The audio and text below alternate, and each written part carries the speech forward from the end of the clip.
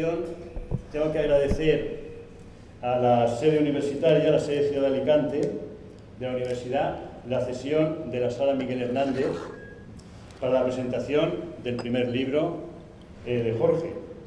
Bien, voy a presentar en primer lugar a los intervinientes, que en primer lugar es Jorge Sánchez Lamadrid.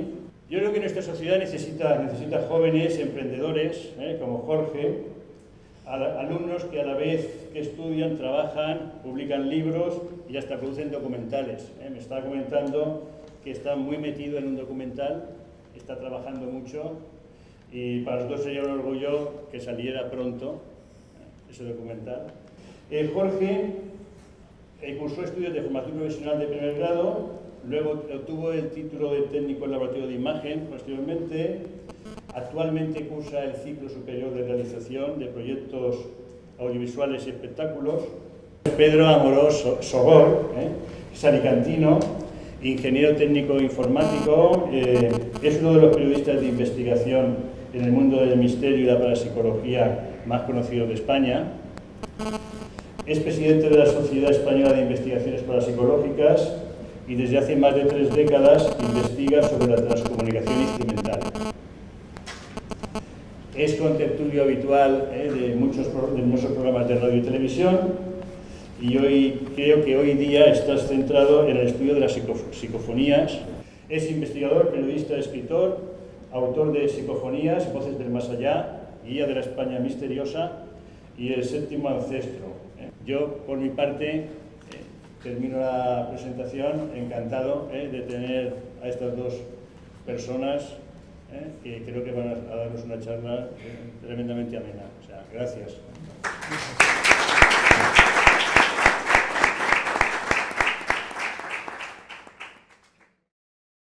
Muchísimas gracias por la presentación tan estupenda que nos has hecho. Gracias a Jorge por haber pensado en mí para que le acompañe en esta presentación, que voy a intentar que sea lo más fiel posible, aunque es difícil para una persona como él, que es muy completa.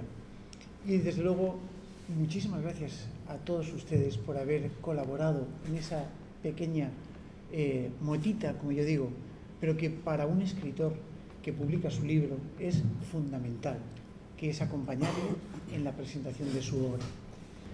La verdad es que cuando yo lo conocí, venía haciendo un documental y venía a entrevistarme, como muchísimas personas han venido, pero Jorge me causó una extraña sensación, ¿no? Y la extraña sensación era que era más que un técnico, lo tomé más que como un cámara o un reportero, documentalista, lo tomé como un colega. Pero él me impactó, y sobre todo cuando empezó a decirme cosas de cómo investigaba, de lo que estaba haciendo, me quedé tremendamente sorprendido. Hasta el punto en el que, pues entablamos una conversación como si fuera un colega de toda la vida, vamos. O sea, como si estuviera hablando con Marcelino o con Juanjo Benítez o incluso con el propio doctor Jiménez del Oso, que todo el mundo lo conocemos y un querido amigo. A mí me apasionó algo que me dijo, ¿no? Y me dice: Pedro, me voy a meter en un follón muy importante. Y así me lo dijo.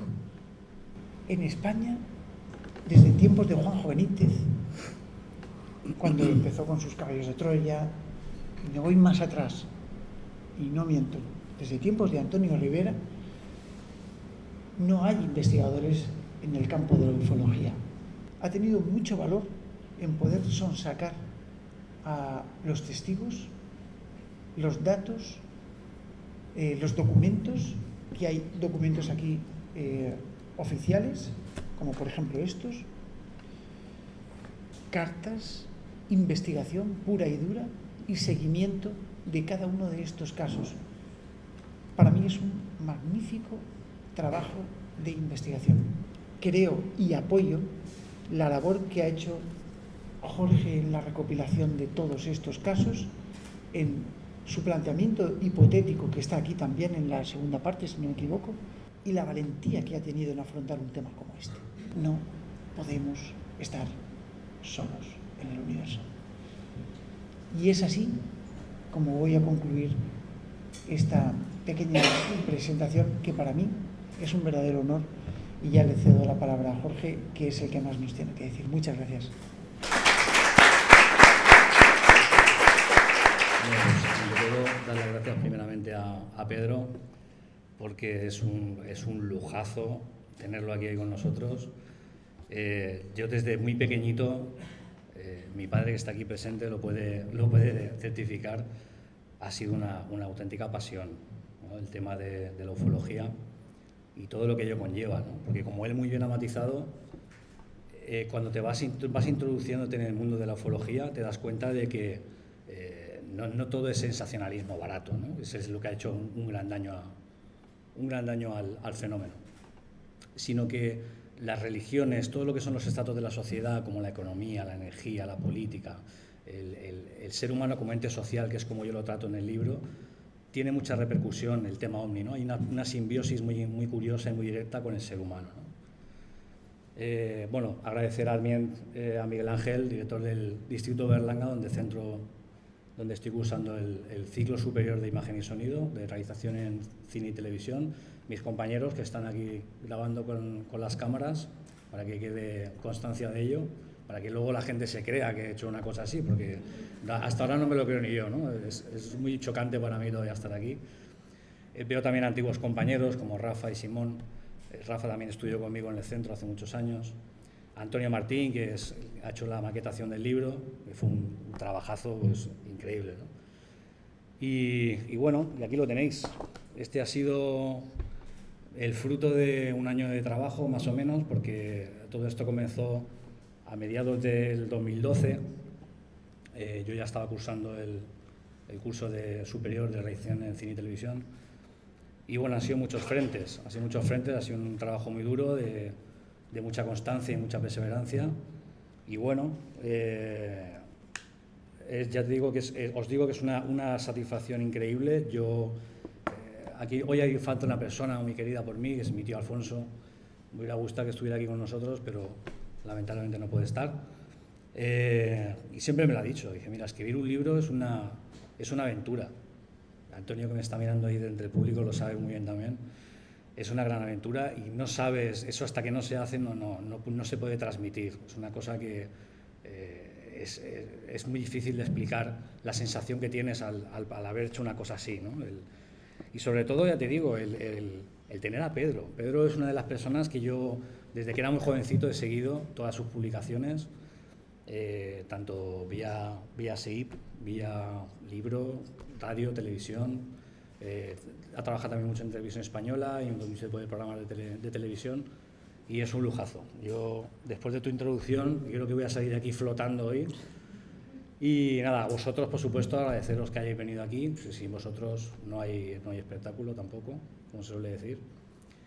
Y bueno, como dice Pedro, ¿qué decir sobre el fenómeno OVNI? En realidad, aunque parezca mentira, aunque se ha tratado desde muchos puntos de vista, hay mucho que decir sobre el fenómeno OVNI. O sea, como yo matizaba en las entrevistas, porque todo esto ha desembocado durante el tiempo en otro proyecto de tipo documental, en el que Pedro también ha participado como entrevistado, donde he tenido la gran suerte y el lujo de trabajar con personas como Marcelino Requejo, que es uno de los, junto a Pedro y otros pocos, de los pocos investigadores de campo, sabes, que quedan a nivel nacional. Porque se suele decir mucho, ¿no?, que hay mucho investigador de despacho y mucho trabajo de despacho, pero recuerdo que Marcelino me decía, dice, no, es que aquí lo que hay que hacer es gastarse pasta y coger el coche y moverte, ¿no?, y investigar y hablar con el testigo, ¿no?, y moverte, ¿no?, involucrarte de verdad en lo que es un proyecto de investigación, que de hecho de lo que se trata es un proyecto de investigación. Y ya te digo, y de hecho lo que más me abruma a mí, perdona que insista, es el hecho de estar aquí hoy con Pedro. Porque le decía antes de comenzar que bueno, que me abruma el hecho de que vueltas da la vida, ¿no? Que vuelta a la vida, qué pequeño es el mundo, de decir, desde pequeñito mi padre venía del banco de trabajar con la prensa del día, venía el periódico El País y tal, y yo como un loco corría, ¿no? Oye, ¿has comprado la revista? Muy interesante, o ¿qué has comprado y tal? Y las revistas que yo devoraba, porque en definitiva eran las revistas de entonces que hablaban eran más enfocadas en el plan científico, pero de vez en cuando publicaban algún artículo sobre ufología o sobre los antiguos astronautas, ¿no? aquella gran teoría y tal. Y yo eran revistas que devoraba prácticamente, ¿no? Así como películas, y una temática que siempre me ha fascinado, junto con las experiencias cercanas a la muerte, ¿no? La posibilidad de vida después de la vida, el tema de las parafonías, que también ha sido un tema que me ha interesado mucho, ¿no? Y yo creo que un poco también una cosa te va llevando a la otra, porque en definitiva lo que hablamos es de un gran misterio, y así lo recojo en el libro, ¿no? El documento Una historia de evolución, de lo que habla, a mí me gusta decir mucho una frase que he preparado para la charla, y es que si bien en otros trabajos los dos tipos de investigadores, el verdadero protagonista son esas entidades, ¿no? O esas posibles otras inteligencias que nos visitan de otras partes del cosmos o de otras dimensiones, como muy bien dice Miguel Pedrero, que es otro investigador a nivel nacional, ¿no? Que la ciencia ya va poco a poco desvelando que no solamente son las 3 dimensiones que conocemos, sino que ya poco a poco incluso hablan de 15, hasta 17 dimensiones paralelas a la nuestra, ¿no? Y que esa quizás podría ser otra explicación plausible de esa interacción con esas luminarias con nuestra realidad, ¿no? Y bueno, pues como os decía, si bien esa puede ser una de las teorías, yo los antiguos escritores, como por ejemplo Antonio Rivera, como decía Pedro, Jiménez del Oso, Andrea Faber-Kaiser, también fue un referente muy fuerte, ¿no? Que ya también falleció hace tiempo. Sus protagonistas en sus ensayos, normalmente, las líneas generales, eran estas entidades. En Documento Omni, una historia de evolución, el verdadero protagonista es el ser humano. De hecho, yo lo menciono como un protagonista, es el ente social, como yo lo trato, ¿no? Porque, como decía Vicente Fuentes, otro entrevistado para el documental, que de hecho es el que ha hecho el prólogo del libro, colabora, como sabemos, con Miguel Blanco en Radio Nacional de España, en el popular programa Espacio en Blanco. El tema OVNI quizás pudiera ser la respuesta, entre comillas, a los grandes enigmas de la humanidad, que es de quiénes somos, de dónde venimos y hacia dónde vamos. Quizás la teoría que más puede respaldar ese punto de vista, como muy bien ha dicho Pedro, son las antiguas culturas, como bien los Dogon, los mayas, los indios Hopi, ¿verdad? Porque en definitiva, cuando uno hace una retrospectiva a nuestra cronología como especie, de lo que se da cuenta es de que hay una interacción, ha habido una interacción, de hecho así lo constatan grabados como las famosas pinturas de Tassili, donde aquel hombre de la antigüedad, pues sabéis que la única manera de comunicación pues era las pinturas rupestres, ¿no? o el boca a boca, ¿no? O las leyendas que habían entre las aldeas. Y quizás eso es lo que queda latente para los restos de los años, o sea, el testimonio queda ahí, ¿no? Y de lo que hablaba esta gente es como bien vuelvo a matizar, como ha dicho Pedro, de esos carros de fuego, esos vimanas, ¿no? Que bajaban de las estrellas y que de esos carros de fuego emanaban o surgían cierto tipo de entidades inteligentes, mucho más inteligentes y desarrolladas que el ser humano en aquella época, y que de alguna manera no solamente interactuaron con el ser humano en aquella época, sino que llegaron a transmitir cierto tipo de conocimientos, ¿no? en todo tipo de áreas, como la arqueología, la astronomía, ¿no? El cómo regirse por las estrellas y el cómo calcular cierto tipo de... las matemáticas, casi una de las ciencias más complejas para el ser humano, y vemos cómo esa influencia ha marcado un antes y un después en el desarrollo del ser humano. Porque lo que hablamos es de un salto cuantitativo exagerado, ¿no? O exacerbado por esas influencias supuestamente externas por esos dioses, ¿no? Y de ahí también esa matización de las religiones, ¿no? Porque también posiblemente, yo siempre he dicho que a mí, es mi opinión personal, puedo estar equivocado o no, pero yo siempre he dicho que me cuadra más la historia vista desde ese punto de vista que la que nos enseñan en el colegio, ¿no? Un poco de la época de los dinosaurios, aquel gran cataclismo, ¿no? Que todo se destruyó y que luego se volvió a empezar, y que la evolución, ¿no? El darwinismo, que de lo que habla el darwinismo un poco es de la evolución del ser humano, ¿no? Del homínido al homo sapiens sapiens y hasta el hombre de la actualidad, ¿no? Pero sin embargo la ciencia nunca ha sabido explicar ese pequeño eslabón perdido del que siempre se ha hablado, nunca ha sabido explicar de dónde o por qué, ¿no? Cómo ese salto tan enorme no se ha podido explicar, ¿no? Entonces uno recurre también un poco a la suposición y viendo desde el punto de vista de la suposición, esta es la que más, bajo mi punto de vista, imagino que, bueno, no sé si Pedro, como así lo recoge en la novela, el séptimo ancestro, habla un poco de eso también, ¿no? De cómo los antiguos dioses han podido influenciar, incluso a verter esas posibles religiones, o tanto el catolicismo como el budismo, el hinduismo, porque ya te digo que como lo que estoy contando, de que esas religiones pueden nacer de ahí, ¿no? Documento OVNI nació, como os contaba al principio, si veis que divago mucho, me decís, corta macho, que te estás enrollando y tal, porque... no te lo van a decir. No van a decir, bueno. Como os contaba, Documento OVNI nació a mediados del 2012, como os he dicho al principio, como un proyecto. La idea del proyecto en realidad es la de acercar esta temática tan, yo creo que contaminada es la palabra por el sensacionalismo mediático, porque en definitiva todos estamos muy condicionados por los medios de comunicación. Cuando hablamos de extraterrestres o de entidades dimensionales, lo primero que nos viene a la cabeza pues, es el cine o la literatura, ¿no? O literatura, no sé si hablar de manera despectiva, pero barata, ¿no? En el sentido de, bueno, nos vienen a la mente películas como El extraterrestre, Encuentros en la tercera fase, ¿verdad? El Ente, ¿no? Aquella película de...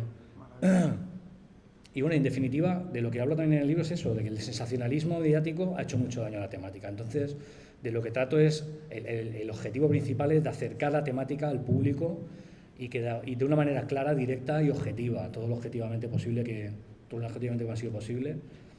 porque en definitiva ya os digo que para mí el principal protagonista es el ser humano.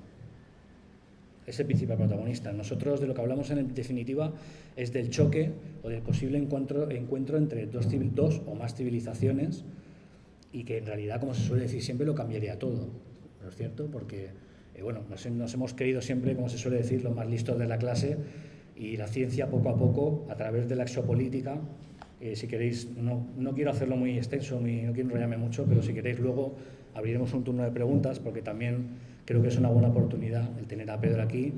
Si tenéis alguna pregunta para Pedro, yo, hasta donde mis conocimientos lleguen, también podré corroborar o intentar solucionaros alguna duda que podáis tener. Pero iréis viendo de que uno de los capítulos del libro, que es la exopolítica, que es la política aplicada al espacio exterior, precisamente visto desde ese punto de vista, si hubiese un encuentro con otra civilización inteligente, debe de haber una ley, o debe de haber unos artículos, unas leyes que regulen todo ese tipo de contacto, ¿no? Y bueno, esto nació de Michael Salla, Alfred Webre, que también luego lo popularizó mucho, y bueno, está haciendo un trabajo también muy fuerte, muy importante de divulgación, y bueno, y que tengáis claro que en realidad, como muy bien dice Pedro, el fenómeno OVNI es una realidad. O sea, tenemos que empezar a hablar un poco también sin tapujos. No sé si me oís bien. Tenemos que empezar a hablar sin tapujos. O sea, hablamos de una realidad. Y como muy bien también decía Pedro, el ya desaparecido y tantas veces admirado doctor Jiménez del Oso, siempre decía, el que no cree en el fenómeno OVNI es porque no está lo suficientemente informado, ¿no? Y es como cualquier otra temática. Cuando uno no tiene ni idea de la penicilina, pues no puede hablar de medicina. Cuando no tengo ni idea de fotografía, no puedo hablar de resolución, ni de píxeles, ni puedo hablar de CCDs, ni puedo hablar de... ¿no?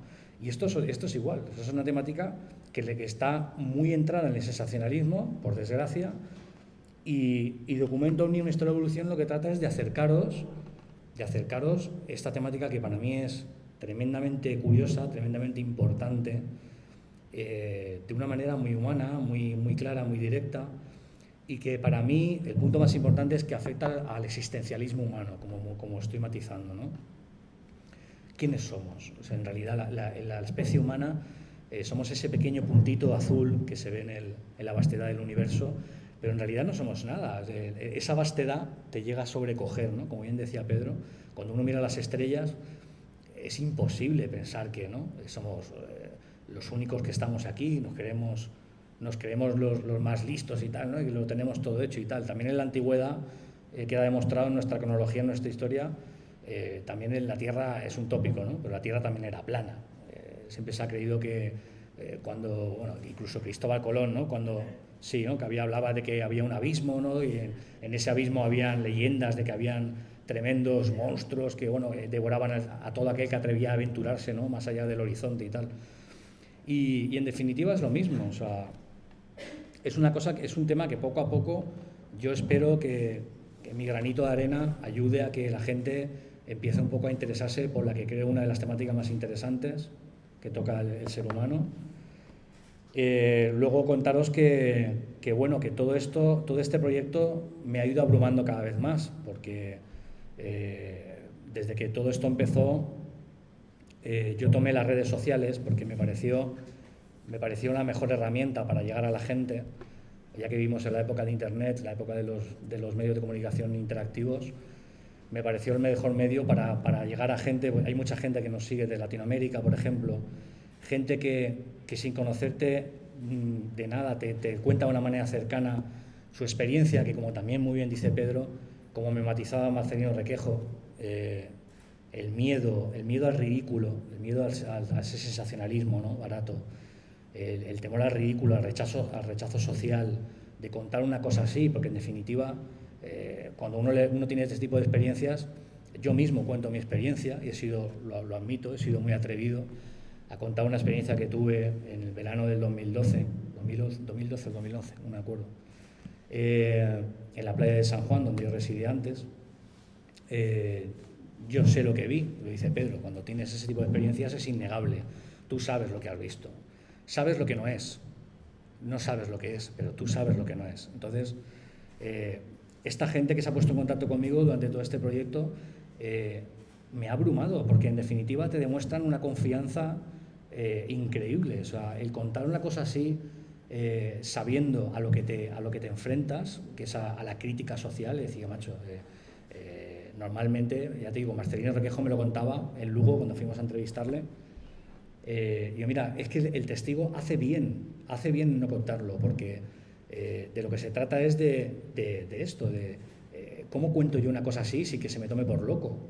Pues decía, pero esto es una cosa que siempre se ha encasillado en 4 locos, ¿no? Y en realidad, bueno, podemos estar un poco locos, pero quizás bastante cuerdos desde ese punto de vista, ¿no? También he matizado los capítulos que vais a encontrar han sido muchos puntos, mis puntos fuertes, por decirlo de alguna manera, temas que a mí me han llamado siempre la atención, porque si bien son 400 y pico páginas, que me parece bastante extenso, como decía Pedro, bueno, ha podido dar para mucho más, pero sin embargo he querido centrarme en los que yo he pensado más importantes, como por ejemplo el caso Humo, que sabes que fue uno de los casos más polémicos en España, que luego se dijo que fue un fraude. Juan José Benítez escribió un libro donde hizo una investigación muy profunda del caso, que era El hombre que susurraba los humitas. Todo surgió en Madrid, en un café llamado Café León, donde Fernando Sesma se reunía con aficionados a la temática y debatían el tema y tal. Y bueno, ya podéis comprobar, no voy a adelantaros mucho porque seréis vosotros los que llegáis a vuestras propias conclusiones. El caso de Julio F., que lo trató también Iker Jiménez en Milenio 3 y bueno, en muchos otros medios de comunicación. En definitiva, vais a ver los casos más importantes que yo he podido recoger o los que yo he querido puntualizar. Y el libro está salpicado con ese existencialismo humano que yo he querido tratar de una manera tan cercana, para que vosotros también os sintáis identificados de alguna manera. Seguramente más de uno lo haréis. Yo lo que también tenía pensado es haceros una pregunta a modo de interacción con vosotros. Por favor, si levantáis la mano, los que más o menos os habéis identificado en algún momento con esta temática. Podéis levantar la mano si alguno se ha identificado alguna vez con el fenómeno. Seguramente, incluso la gente que no cree en este tipo de cosas, de alguna manera sí lo cree.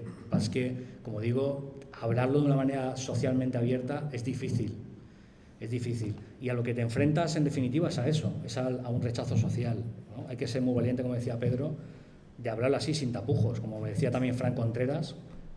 Yo tuve la suerte de estar en Radio Nacional de España junto a Miguel Blanco y a Fran Contreras, y en definitiva de lo que hablan es de lo mismo, o sea, es de, bueno, hay que empezar a hablar de esto abiertamente y que la gente, bueno, en este caso vosotros, a través de la lectura del libro llegaréis a vuestras propias conclusiones. O sea, yo, como decía, no sé si habéis visto la película Cadena de Favores, de Kevin Spacey, en el que él manda a sus alumnos un trabajo, ¿no?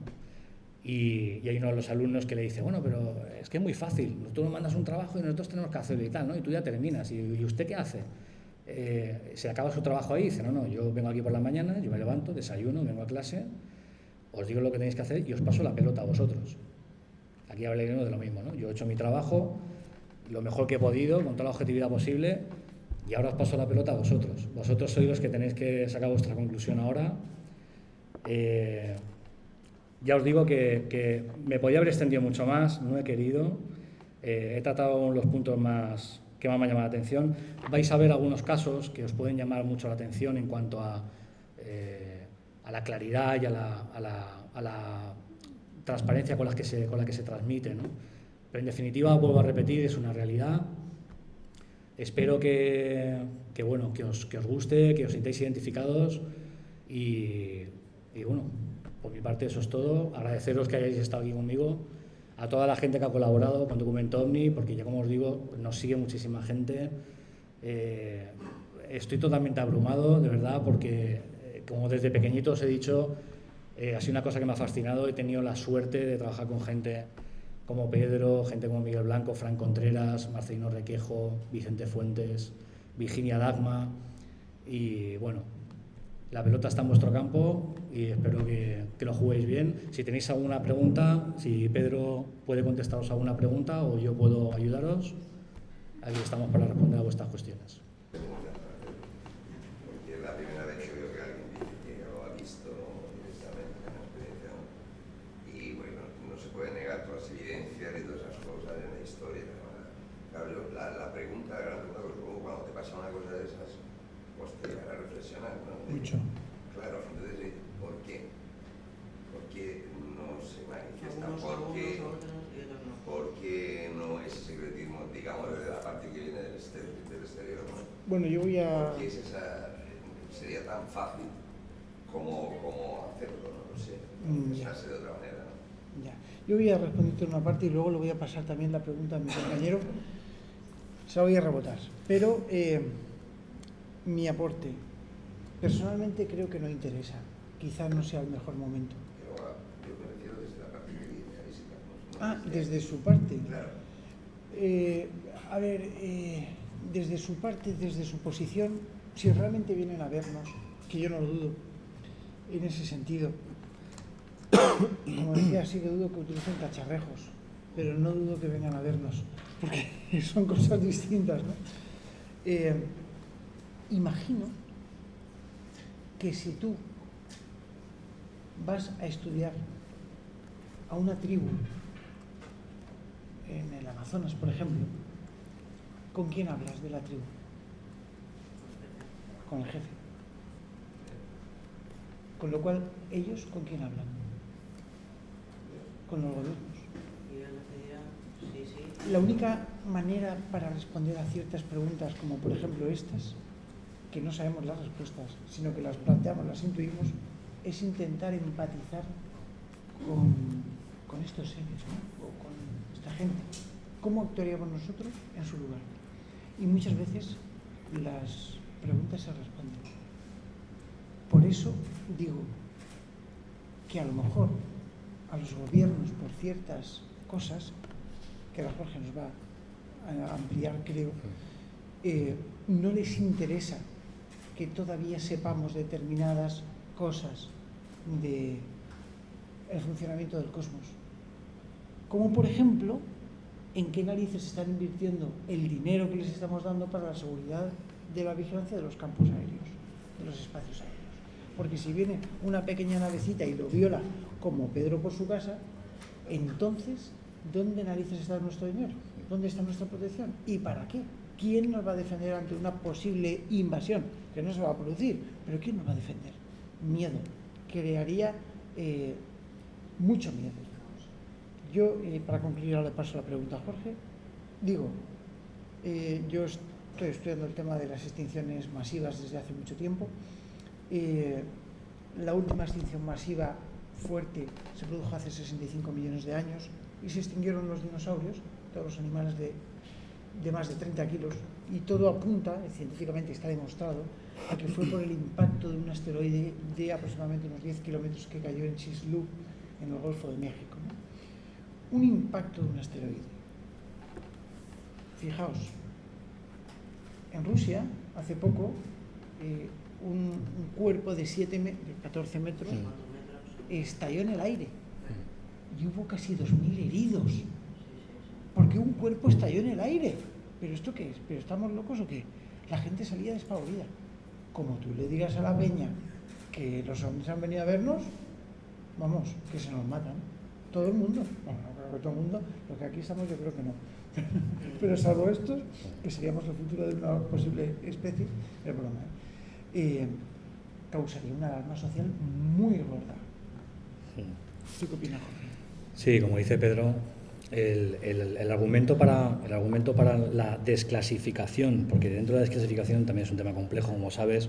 Benítez también hizo en su día una investigación bastante profunda, tuvo la valentía de hablar con el Ejército del Aire, ir a Madrid a la sede del Ejército del Aire a pedir desclasificación de cierto tipo de archivos, ¿no? Como el famoso caso Manises, que también recojo en el libro.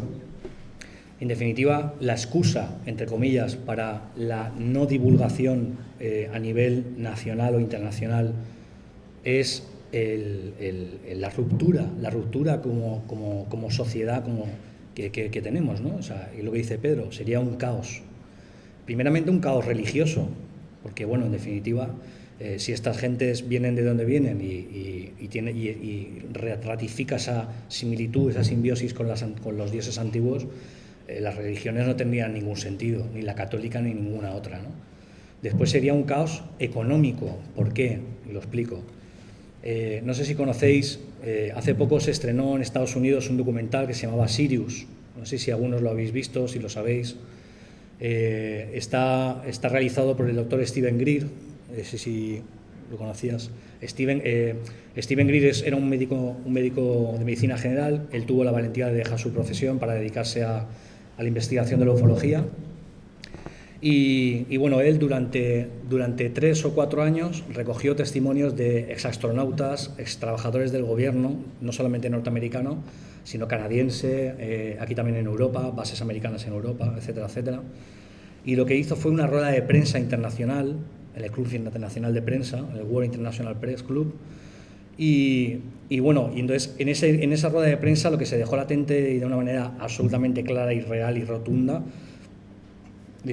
es de que es una realidad, y de que es una realidad en la que los gobiernos han estado involucrados prácticamente desde el famoso incidente de Roswell, el año 49, el año 50.